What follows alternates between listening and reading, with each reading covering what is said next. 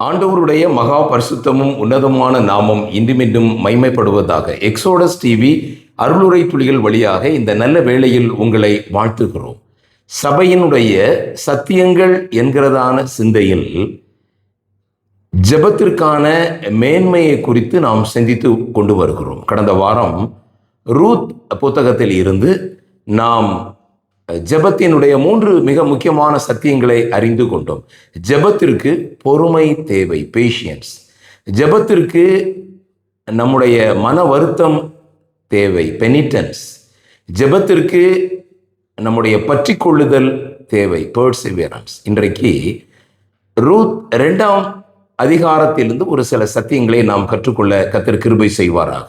ஜெபத்திற்கான மேன்மைகள் என்பது மிக ஆச்சரியமானது. தேவன் நமக்கென்று ஏற்படுத்தி கொடுத்த மிகப்பெரிய பிரிவிலேஜ். இது நமக்கென்று கொடுக்கப்பட்டிருக்கிற ஒரு ஸ்லாக்கியம் என்று நாம் அறிந்து கொள்ள வேண்டும்.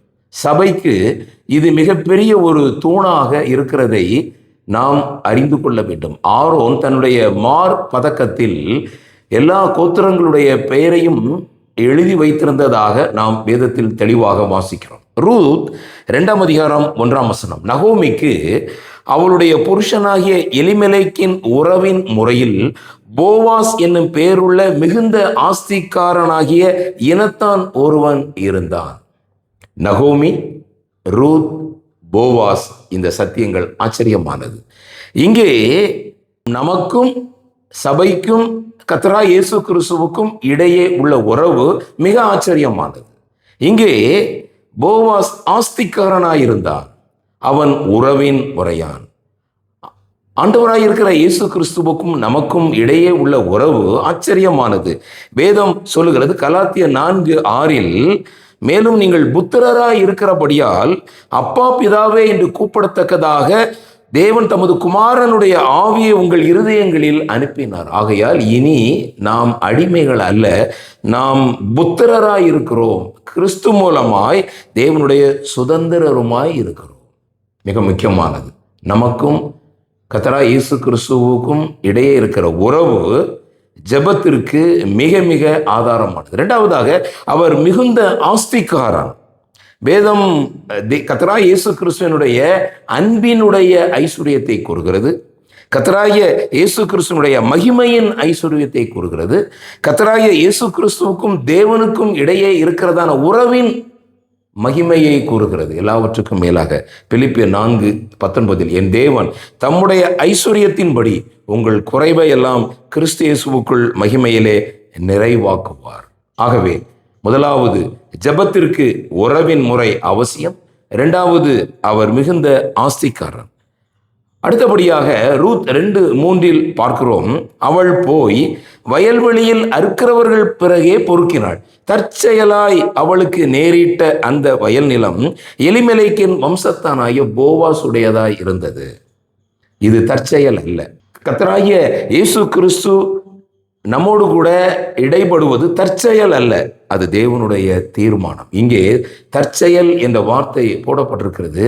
ஆனால் தேவன் நம்மை முழுவதுமாக அவருடைய ஆளுகைக்குள் வைத்திருக்கிறார். அது ஜெபத்தினுடைய 3ஆவது மிகப்பெரிய ஆதாரமாக இருக்கிறது.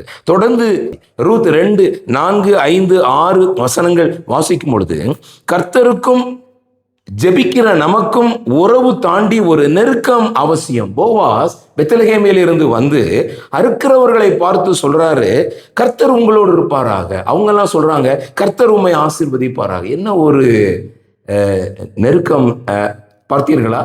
இந்த ஐஸ்வர்யவானாகிய எஜமானுக்கும் இந்த அறுக்கிறவர்களுக்கும் என்ன ஒரு சம்பந்தம்?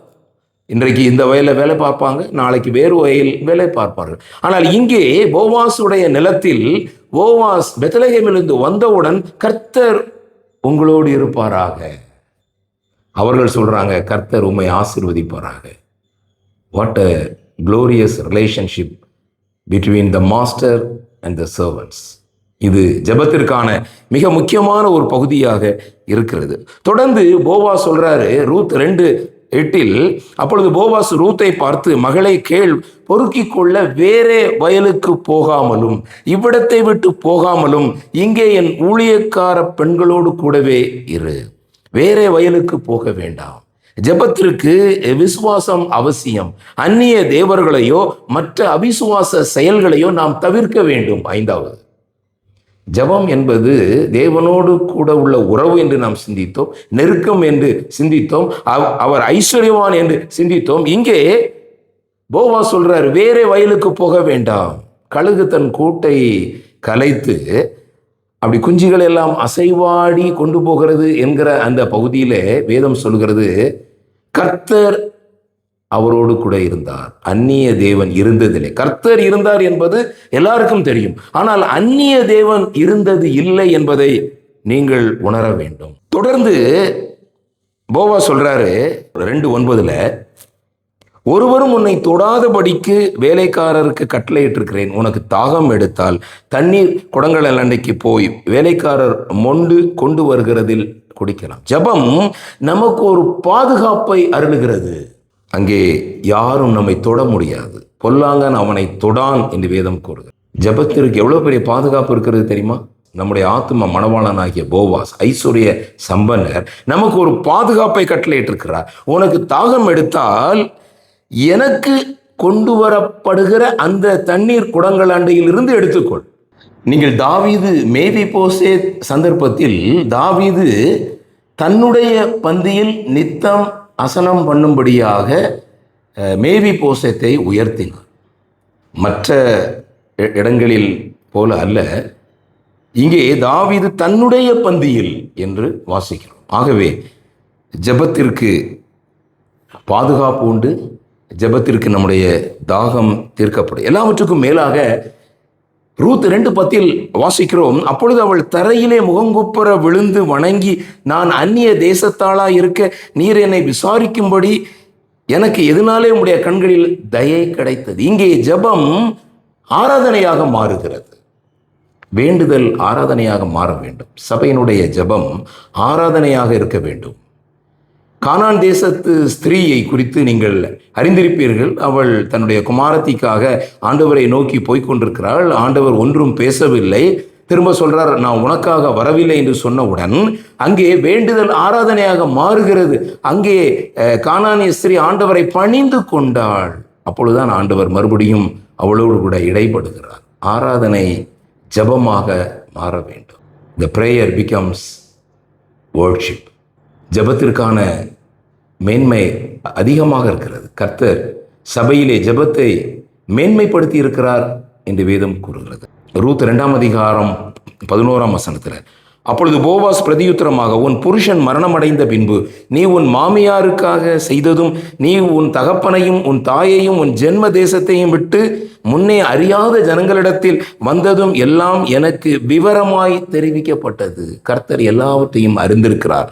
நம்மை குறித்து எல்லாவற்றையும் தேவன் அறிந்திருக்கிறார். அது ஜெபத்தினுடைய மிக ஒரு ஆதாரமான ஒரு சத்தியமாக இருக்கு.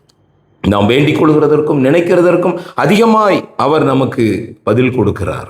எல்லாவற்றுக்கும் மேலாக வேதம் சொல்லுகிறது, உங்கள் பிதாவை நோக்கி நீங்கள் வேண்டிக் கொள்கிறதற்கு முன்னமே உங்களுக்கு இன்னது தேவை என்று அவர் அறிந்திருக்கிறார். ஆகவே இந்த நாளிலே ஜெபத்தினுடைய மேன்மையை சபையினுடைய பிள்ளைகள் அறிந்து சபையிலே ஜெபத்திற்கு முக்கியத்துவம் கொடுத்து கர்த்தருடைய நாமத்தை மைமைப்படுத்துவோம். அவருடைய நாமம் இன்றும் மீண்டும் மைமைப்படுவதாக. ஆமேன், ஆமேன்.